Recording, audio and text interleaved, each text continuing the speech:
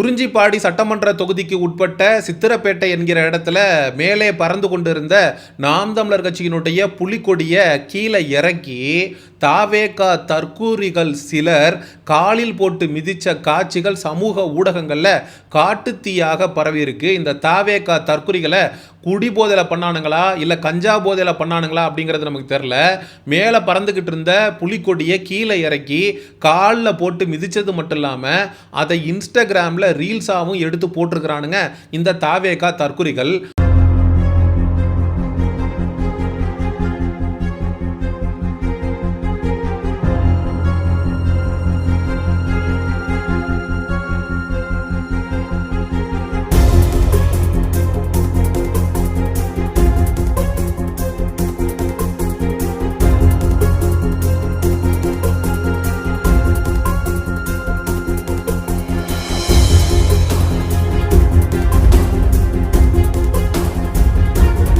நடந்து முடிந்த 2026 சட்டமன்ற தேர்தலில் விஜய் அவர்கள் மெஜாரிட்டி பெற்று வெற்றி பெற்றுவார் அப்படின்னு இந்த தாவேகா தற்கொலைகள் கற்பனை உலகத்தில் வாழ்ந்துகிட்டு இருக்கானுங்க அப்படிங்கிறது தான் 100க்கு 100 மறுக்க முடியாத உண்மை.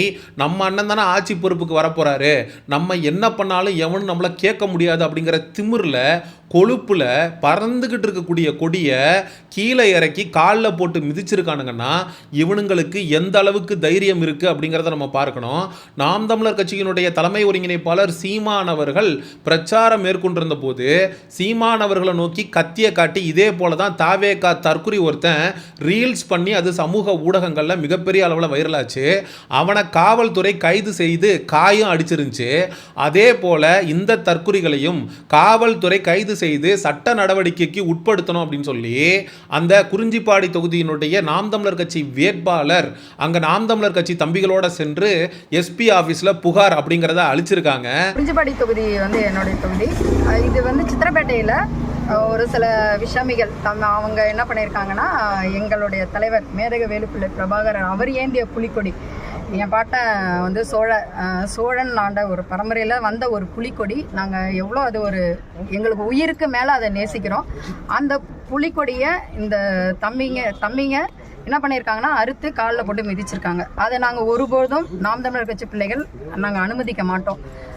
அது சம்பந்தமா நம்ம எஸ்பி ஆபீஸ்ல வந்து புகார் கொடுத்திருக்கோம். காவல்துறை மட்டும் இந்த தாவேகா தற்குறிகள் மீது சட்ட நடவடிக்கை எடுக்கல அப்படின்னா தமிழ்நாடு முழுவதும் நாம் தமிழர் கட்சி கடுமையான போராட்டங்களை முன்னெடுக்கும் அப்படின்னும் நாம் தமிழர் கட்சி தலைமையிலிருந்து சொல்லப்பட்டிருக்கு.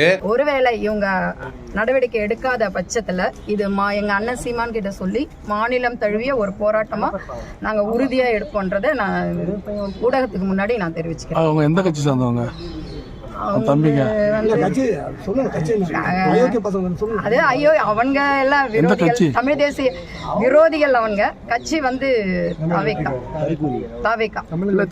தமிழக வெற்றி கழகம். இந்த தற்குறிகளுக்கு எவ்வளவு தைரியம் இருக்கணும் அப்படிங்கிறத மக்களாகிய நீங்க எண்ணி பார்க்கணும். இது அண்ணன் சீமான் அவர்கள் கையில் இருக்கக்கூடிய புலிக்கொடி இல்ல. 2000 ஆண்டுகளுக்கு முன்னாடி கரிகால சோழன் வைத்திருந்த புலிக்கொடி. அது மாறி மாறி தேசிய தலைவர்கிட்ட வந்து கடைசியாக இன்னைக்கு நாம் தமிழர் கட்சியினுடைய தலைமை ஒருங்கிணைப்பாளர் சீமான் அவர்கள் பயன்படுத்திட்டு இருக்காரு. நாம் தமிழர் கட்சியினுடைய புலிக்கொடியாக இருக்கிறது. இது இந்த தாவேகா தற்குறிகளுக்கு இந்த வரலாறுலாம் சொல்லி அவங்களுக்கு புரிய வைக்க முடியாது. அது மேல ஏறி போற இந்த நாய்ங்க நாம் தமிழர் கட்சியோட கொடியை வந்து மிதிச்சு காணொலி போட்டிருக்காங்க. அந்த சம்பந்தப்பட்ட 4 தருதலைங்க மன்னிப்பு கேட்டே ஆகணும். இல்லைன்னா இன்னைக்கு வந்து எஸ்பி கிட்ட வந்து கம்ப்ளைண்ட் கொடுக்க இருக்கோம். இதோட எதிர்வினை அப்படி கம்ப்ளைண்ட் கொடுக்குறோம், அதுக்கும் சரியான ஆக்ஷன் வந்து எஸ்பி அவர்கள் எடுக்கலன்னா நாம் தமிழர் கட்சியோட எதிர்வினை இந்த தற்கூரிகளுக்கு எதிராக மிக மோசமா இருக்கும். நீ வந்து இங்க சித்திரப்பேட்டையில இருக்கிற அப்படியே வந்து நீ வந்து ஒரு காணொலி போட்டு பாதுகாப்பா ஒரு ஊருக்குள்ள இருந்துப்பேன்னு கிடையாது. கடலூருக்கு வந்துதான் ஆகணும் தம்பி. நம்ம தொடர்ந்து விஜய் அவர்களை நோக்கி கேள்விகளை எழுப்பிக்கிட்டே இருக்கோம். இந்த தாவேகா தற்குறிகளை அரசியல் படுத்தணும்ன்றத சொல்லிக்கிட்டே இருக்கோம். விஜய் அவர்கள் திருந்தின மாதிரி தெரியல. விஜய்க்கு கீழே இயங்கக்கூடிய இந்த தற்குறி கூட்டமும் நாளுக்கு நாள் பைத்தியம் முத்தி போய் நம்ம அண்ணன் சிஎம் ஆயிடுவாரு, நம்ம அண்ணன் முதலமைச்சராகி உட்காந்துருவாரு, அதனால நம்ம என்ன வேணாலும் பண்ணலாம், எந்த கட்சி கொடியை வேணாலும் காலில் போட்டு மிதிக்கலாம், நெருப்பை வச்சு கொளுத்தலாம் அப்படின்ற மனநிலைக்கு வந்துட்டானுங்க. இந்த தாவேகா தற்குறிகளால தமிழ்நாட்டில் தொடர்ந்து சட்ட ஒழுங்கு அப்படிங்கிறது சந்தி சிரிச்சுக்கிட்டே இருக்கு. நாம் தமிழர் கட்சி அப்படிங்கிறது இன்னைக்கு கிராமத்துக்கு கிராமம் வளர்ந்துருச்சு. அதே போல தான் குறிஞ்சிப்பாடி சட்டமன்ற தொகுதியில் இருக்கக்கூடிய இந்த சித்திரைப்பேட்டை அப்படிங்கிற பகுதியில் அங்கே இருக்கக்கூடியவங்க எல்லாம் நாம் தமிழர் கட்சி சார்ந்தவங்களா இருக்காங்க. அதனால தான் நாம் தமிழர் கட்சியினுடைய கொடி அப்படிங்கிறது அங்கே ஏற்றப்பட்டிருந்திருக்கு. இந்த தாவேகா தற்குறிகள் ஃபுல் போதையில் வந்து அந்த கொடியை அவமதிச்சது மட்டும் இல்லாமல் அதை ரீல்ஸாக எடுத்து இன்ஸ்டாகிராம்லையும் சமூக ஊடகங்களையும் பகிர்ந்துருக்கிறானுங்க. இந்த தாவேகா தற்குறிகளை பார்த்து நம்ம கேட்கணும்னு நினைக்கிறது ஒன்னே ஒன்று மட்டும்தான், உண்மையிலேயே நீங்கள் ஆண் பிள்ளைகளாக இருக்கீங்க, தைரியம் கொண்ட நபர்களாக இருக்கீங்க அப்படின்னா நாம் தமிழர் கட்சிக்காரன் அங்கே 5 பேரோ 10 பேரோ இருக்கும்போது அவங்க கண் முன்னாடி பாரு உன் கட்சி கொடியை இறக்கி நான் காலில் போட்டு மிதிக்கிறேன் அப்படின்னு நீ வந்து மிதிச்சு காட்டியிருக்கணும்.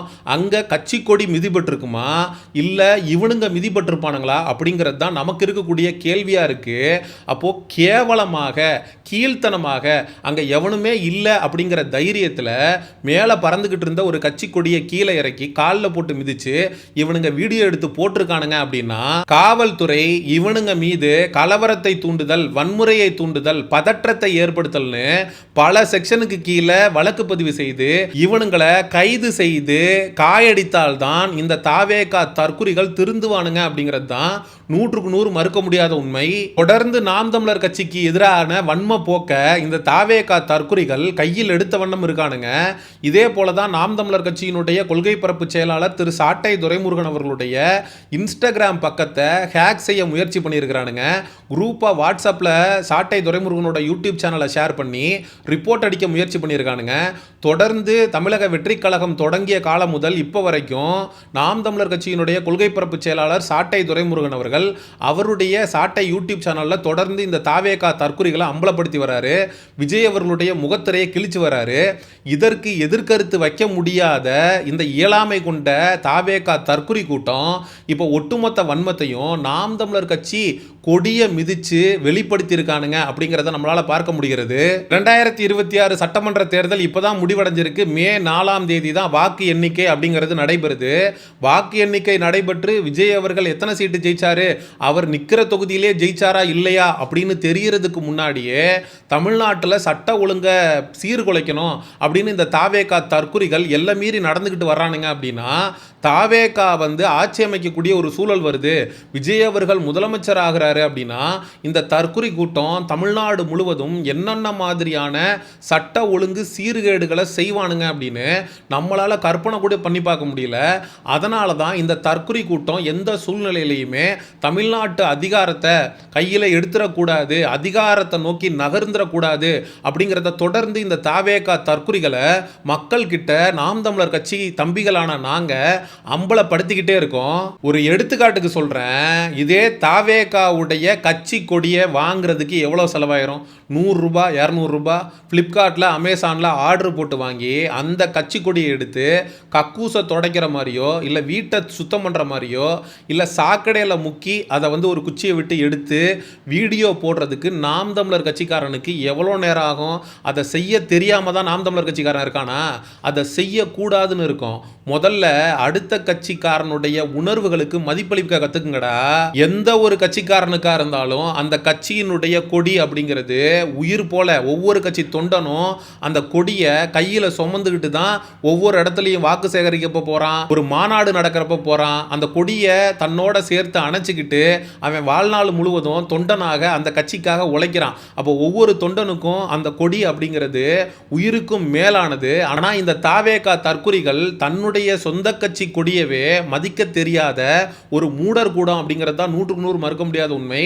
இதே மாதிரி தான் சென்னையில் வந்து அஜித்குமார் அவர்களுடைய படுகொலைக்கு நீதி கேட்டு ஆர்ப்பாட்டம் போட்டாங்க. அப்போ அந்த ஆர்ப்பாட்டம் முடிஞ்சு இந்த தாவேகா தற்குறிகள் எல்லாம் கலைஞ்சு போனப்ப தாவேகா கொடி அங்கங்க கட்டியிருக்கு. அந்த கொடியை அவுத்து ஜட்டிக்குள்ள இந்த தாவேகா தற்குறிகள் சொருகிட்டு போன காட்சிகள் இப்போ வரைக்கும் சமூக ஊடகங்கள்ல இருக்கு. எந்த அளவுக்கு இந்த தாவேகா தற்குறிகள் தங்களுடைய சொந்த கட்சி கொடியவே சுருட்டி ஜட்டிக்குள்ள விட்டுட்டு போறாங்க அப்படின்னா அடுத்த கட்சிக்காரனுடைய கொடியை எப்படி மதிப்பானுங்க அப்படிங்கிறது தான் நமக்கு இருக்கக்கூடிய கேள்வியாக இருக்கு.